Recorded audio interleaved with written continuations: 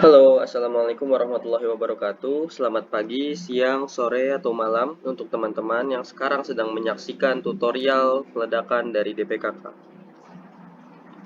Oke, pada kali ini kita akan membahas sebuah study case yang nantinya akan kita implementasikan ke dalam software Shot Plus iPro. Oke, sebagaimana yang terlihat di layar teman-teman, terdapat sebuah tugas di mana dari tugas tersebut disebutkan bahwa terdapat sebuah kuari granit dengan informasi sebagai berikut.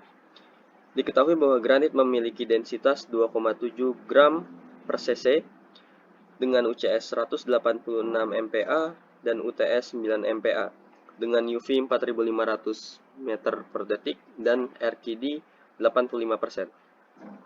Berdasarkan rekomendasi dari geoteknik, tinggi jenjang yang diperbolehkan ialah 10 meter dengan kemiringan 90 derajat atau tepat vertikal. Terdapat sebuah bidang dominan discontinue dengan orientasi 45 derajat per 90 derajat pada muka jenjang 70 derajat per 270 derajat. Dengan target produksi per tahunnya 2 juta BCM dan diketahui bahwa curah hujan di lokasi kuari termasuk cukup tinggi. Kita diminta untuk memberikan rekomendasi bahan peledak dan diameter lubang ledak, serta membuat rancangan peledakan meliputi sketsa lubang ledak secara vertical view, plan view, dan susunan penyalaannya. Nah, berikut merupakan jawabannya. Kita mengetahui bahwa hal pertama yang harus kita ketahui ialah kita harus menentukan geometri dari peledakannya. Untuk mengetahui geometri peledakan, pertama kali kita harus menghitung koefisien Barden menggunakan rumus RLH.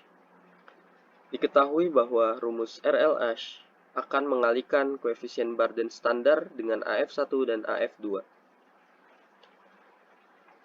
Berdasarkan rekomendasi, kita akan menggunakan ANFO sebagai bahan peledaknya dengan asumsi densitas ANFO 0,85 dengan VOD 3500 meter per detik atau setara dengan 11.480 fps dengan diameter pengeboran lubang bor diameternya 100 mm atau setara dengan jari-jari setengahnya yaitu 50 mm. Diketahui bahwa 1 meter setara dengan 3,28 feet dan KB standar dari batuan ialah 30. Karena batuan kita merupakan batuan granit, maka Rho dari batuan granit ialah 2,7 gram per cc. Kita substitusi beberapa variabel yang kita ketahui di sini ke dalam persamaan AF1 dan AF2 dengan menyesuaikan satuannya. Didapatkan bahwa nilai AF1 ialah 0,865 dan AF2 0,964 dengan KB standar batuan 30, maka kita dapat mengetahui nilai KB ialah 25. Setelah kita mengetahui nilai koefisien Barden, kita substitusi nilainya ke dalam persamaan untuk mengetahui nilai Barden dengan mengalihkan koefisien Barden dengan diameter lubang ledak. Diketahui bahwa nilai Barden kita ialah 2,5 meter dan dengan spasi dipilih nilai normal KS 1,2 dikali dengan Barden yang kita dapatkan dari perhitungan sebelumnya 2,5, dapatkan nilai spasi antar lubang ledak sejauh 3 meter. Jangan lupa untuk menentukan subdrill. Diasumsikan bahwa batuan granit adalah batuan yang masif, sehingga nilai koefisien dari subdrillingnya ialah 0,3. Substitusi nilai KJ dan nilai Barden ke dalam persamaan untuk mengetahui nilai subdrilling, sehingga didapatkan nilai subdrilling ialah 0,75 meter. Jangan lupa untuk menentukan stemming. Untuk mengontrol air blast dan fly rock digunakan asumsi nilai KT atau koefisien stemming 0,7. Masukkan ke dalam persamaan 0,7 untuk KT, dan B atau burden 2,5 didapatkan stemming 1,75 meter. Setelah nilai stemming didapatkan dan diketahui bahwa tinggi jenjang ialah 10 meter, juga nilai subdrilling ialah 0,75 meter, kita dapat menentukan panjang dari charge atau panjang dari ANFO yang kita gunakan. Dengan persamaan H plus J min T, didapatkan nilai 9 meter. Artinya, kita akan memasukkan ANFO ke dalam lubang ledak kita sepanjang 9 meter. Lalu, setelah itu, kita akan menentukan volume dari lubang ledak kita dengan mengalihkan luas penampang dari lubang ledak kita dengan panjang dari ANFO, sehingga didapatkan bahwa volume lubang ledak kita ialah 0,07 meter kubik. Lalu kita akan menentukan massa bahan peledak per lubangnya. Diketahui bahwa Rho dari ANFO ialah 850 kg per meter kubik dengan volume yang telah kita hitung sebelumnya 0,07. Dengan mengalihkan volume dengan densitas, maka kita akan mendapatkan nilai massa. Lalu kita akan menentukan volume material yang kita ledakan dari satu lubang ledak dengan rumus B dikali S dikali H. Didapatkan 75 meter kubik. Artinya, satu lubang ledak yang kita rancang akan meledakkan material sebanyak 75 meter kubik. Jangan lupa untuk menentukan powder factor. Untuk menentukan powder factor, kita harus membagi massa bahan peledak dengan volume material yang diledakkan dari perhitungan di atas, sehingga didapatkan PF atau powder factor senilai 0,793 kg per meter kubik. Setelah kita mengetahui nilai burden, spasi, subdrilling, stemming, dan lain-lain, kita akan menginput beberapa parameter tadi ke dalam ShotPlus.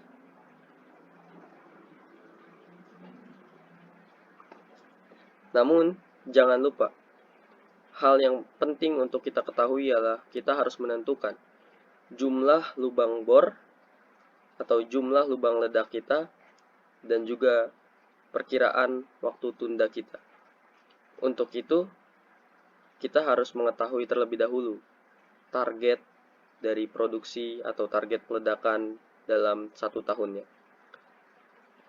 Untuk itu kita akan mengasumsikan bahwa dalam 1 tahun, jumlah hari kerja efektif ialah 353 hari, dengan target produksi per tahun 2 juta BCM. Oleh karena itu kita akan membagi target produksi dengan hari efektif. Didapatkan bahwa 1 hari kita harus meledakkan 5.665 BCM batuan granit. Setelah kita mengetahui target produksi per hari dan setelah kita mengetahui volume material yang kita ledakan dari satu buah lubang ledak, kita dapat menentukan jumlah lubang ledak kita dengan membagi target produksi dengan volume material yang diledakkan. Didapatkan bahwa kita akan merancang pola peledakan di mana terdapat 76 lubang per harinya. Setelah itu kita akan menghitung waktu tunda atau delay dari antar lubang ledak kita. Berdasarkan batuan ledakannya, yaitu granit, diasumsikan nilai TA 4,5 second. Substitusi nilai TA dan burden, maka kita akan mendapatkan nilai delay kita. Oke, setelah kita mengetahui beberapa parameter inputan yang berguna untuk kita implementasikan ke dalam perancangan dalam software ShotPlus kita langsung saja menuju software ShotPlus. Kita klik file, kita klik new untuk membuat job. Di sini kita tulis tadi case dengan author menyesuaikan, dengan template begin with blank plan. Nah, lalu setelah itu, hal pertama yang harus kita lakukan adalah preference. Kita sesuaikan unit yang kita mau. Jika sudah sesuai, kita klik OK. Lalu kita menuju pattern tool di sini, di bagian kiri, di bagian blasting. Nah, di sini beberapa parameter ini akan menyesuaikan dengan parameter yang kita telah kalkulasi sebelumnya. Kita mengetahui bahwa tinggi jenjang kita ialah 10 meter dengan subdrill sejauh 0,75 meter. Oleh sebab itu, kita akan membuat suatu lubang ledak dengan kedalaman 10 ditambah 0,75, yaitu 10,75. Lalu berdasarkan rekomendasi dari geoteknik, diketahui bahwa jenjang ialah tepat vertikal, sehingga lubang ledak kita akan mengikuti bentuk dari jenjang kita, yaitu tepat vertikal, sehingga saya menuliskan angka 0 atau 0 degree dari sumbu vertikal. Lalu berdasarkan kalkulasi, drill atau lubang dari pengeboran kita ialah 100 mm, sehingga kita sesuaikan. Lalu semisal di sini in-hole delay yang akan saya gunakan ialah XLMS dengan delay 500 milisecond. Lalu berdasarkan perhitungan tadi, kita mengetahui bahwa nilai burden kita ialah 2,5 dan spasi kita 3 meter. Lalu berdasarkan perhitungan juga diketahui bahwa terdapat 76 lubang ledak yang harus kita rancang tiap harinya. Jika diasumsikan bahwa jenjang yang akan kita ledakan memiliki free phase sebanyak 2, maka tipe peledakan yang paling sesuai atau paling cocok untuk kita implementasikan ialah tipe peledakan V-shape sebagai berikut. Tipe peledakan V-shape tidaklah memungkinkan untuk digunakan terhadap 76 lubang, melainkan kita dapat mendekatinya dengan membuat lubang sebanyak 75 lubang atau 80 lubang. 75 lubang tidaklah memungkinkan. Mengapa? Karena dengan kita membuat lubang sebanyak 75, produksi harian tidaklah sesuai dengan target. Sehingga 80 lubanglah merupakan jumlah lubang yang paling cocok untuk kita rancang tiap harinya. Untuk membuat 80 lubang, maka kita akan merancang pola peledakan dengan row sebanyak 5 dan dengan jumlah lubang per row-nya sebanyak 18 dengan staggered pattern.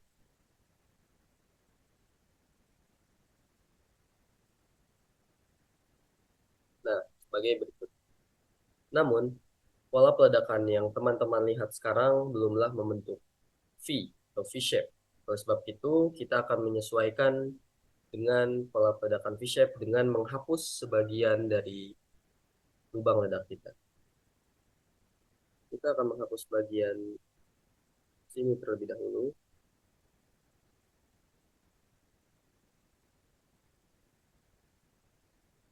Lalu kita juga akan menghapus bagian sini.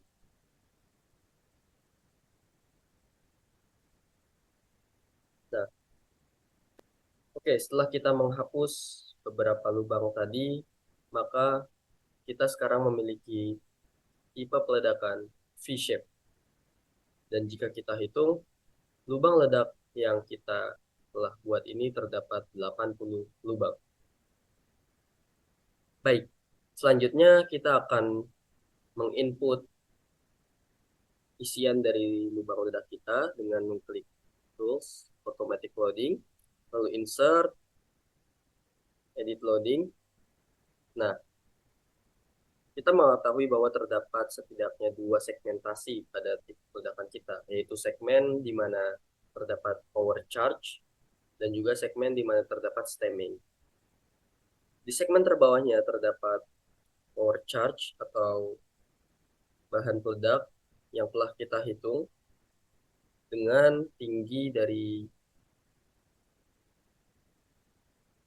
charge kita ialah 9 meter.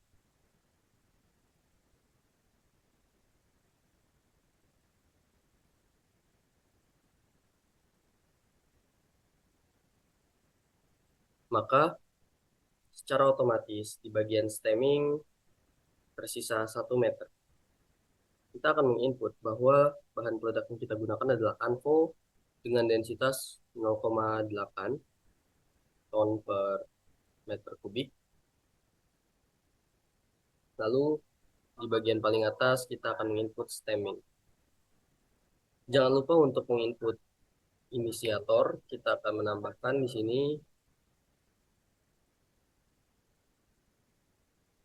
inisiator akan kita letakkan di bagian subdrill, di mana ini terdapat di kedalaman 9,5 meter dengan tipe primer yang akan kita sesuaikan, misal Anzomex G, dan dengan delay 500. Setelah itu kita klik OK. Nah, maka akan terlihat demikian.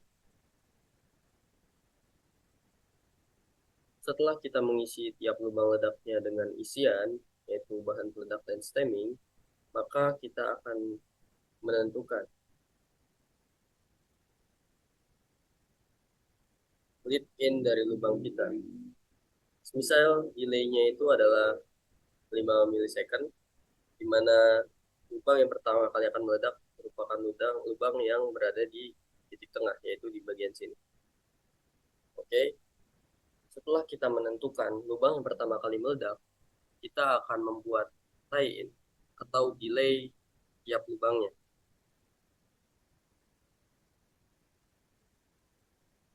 Di bagian not in use, kita akan memilih produk, yaitu sinyal tube dengan produk family Excel Connected, dengan delay burden-nya berdasarkan perhitungan ialah 11,25, namun di sini yang paling mendekati dari itu ialah 9 milisecond.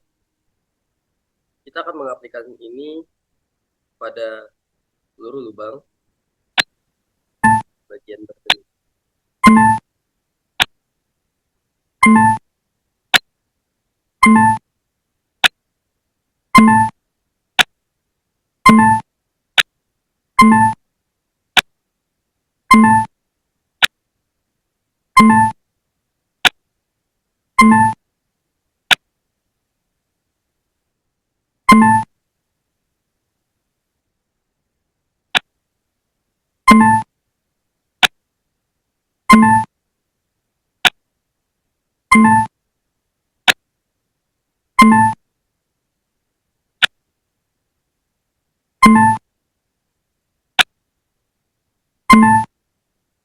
Lalu setelah delay antar burden telah kita buat, kita akan membuat delay antar spasi dengan produk yang sama namun dengan delay yang berbeda.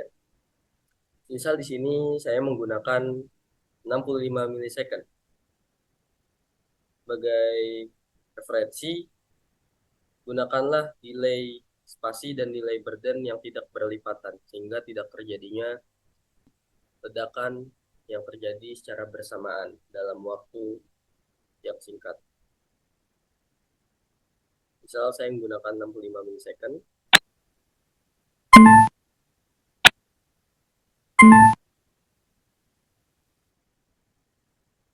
Maka kita telah melakukan tie-in. Oke. Oh iya, jangan lupa teman-teman untuk membuat bench.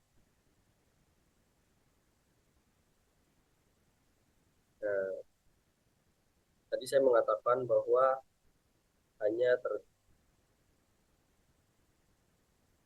di awal saya mengatakan bahwa jenjang yang kita akan ledakan ini hanya memiliki phase sebanyak 2. Maka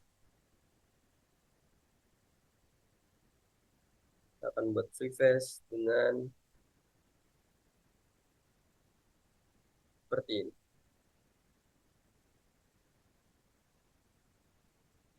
Nah, kita akan memberikan tanda di sini free phase.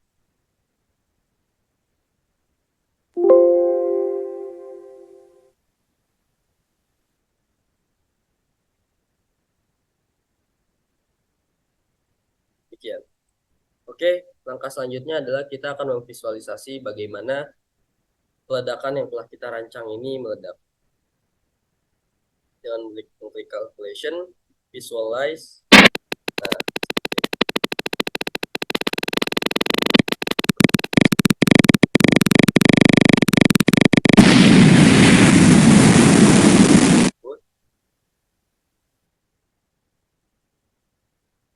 lalu kita akan melihat first movement-nya. Berdasarkan first movement, kita mengetahui bahwa batuan yang kita ledakan akan mengarah ke initial point-nya. Lalu kita ke bagian angle of initiation. Di bagian angle of initiation ini, kita dapat melihat kontur waktu dari peledakan kita. Semisal di kontur waktu ke 600. Artinya, pada lubang yang terkena oleh kontur 600 ini, dia akan meledak pada detik 600 milisecond. Dan yang lainnya masih menyesuaikan. Lalu kita akan menuju bagian time envelope. Di bagian time envelope ini, ketika kita menginput time window dengan 8 milisecond, maka kita mendapati bahwa dalam interval waktu 8 milisecond, sebanyak-banyaknya terdapat 2 lubang ledak yang meledak secara bersamaan. Seperti contoh pada detik ke 750 milisecond, atau detik ke 1000 milisecond, dan lain-lain. Dan juga tentunya terdapat lubang ledak yang meledak sebanyak satu saja, yaitu pada detik ke kurang lebih 520 atau 550 di bagian sini. Untuk tipe V-shape sangat dimungkinkan untuk terjadinya dua lubang ledak yang meledak secara bersamaan. Hal ini diakibatkan karena terdapatnya delay spasi delay yang mengarah ke kanan dan berarah ke kiri dengan nilai delay yang sama. Sebagai contoh, misal lubang di bagian sini dan lubang di bagian sini, dia akan meledak secara bersamaan karena mereka sama-sama memiliki delay 65. Di 65, di sini 65, maka ia akan meledak secara bersamaan. Contoh lain, misal di lubang ini dan lubang ini, dia juga akan meledak secara bersamaan karena kalkulasi atau akumulasi delay dari delay spasi dan delay burden di bagian kiri ini dan di bagian kanan ini ialah sama, sehingga ia akan meledak secara bersamaan. Lalu kita akan menuju ke bagian quantities. Di bagian quantities ini terdapat summary dari delay yang kita gunakan, yaitu kita menggunakan Excel Connected Date dengan delay 9 milisecond untuk burden, 65 milisecond untuk spasi, dan 500 milisecond untuk in-hole delay. Lalu kita menggunakan diameter dari drill 100 mm dan juga terdapat 80 collar atau 80 jumlah lubang ledak bagian berikut. Oke, sekian tutorial yang dapat saya sampaikan. Kurang lebihnya mohon maaf. Assalamualaikum warahmatullahi wabarakatuh.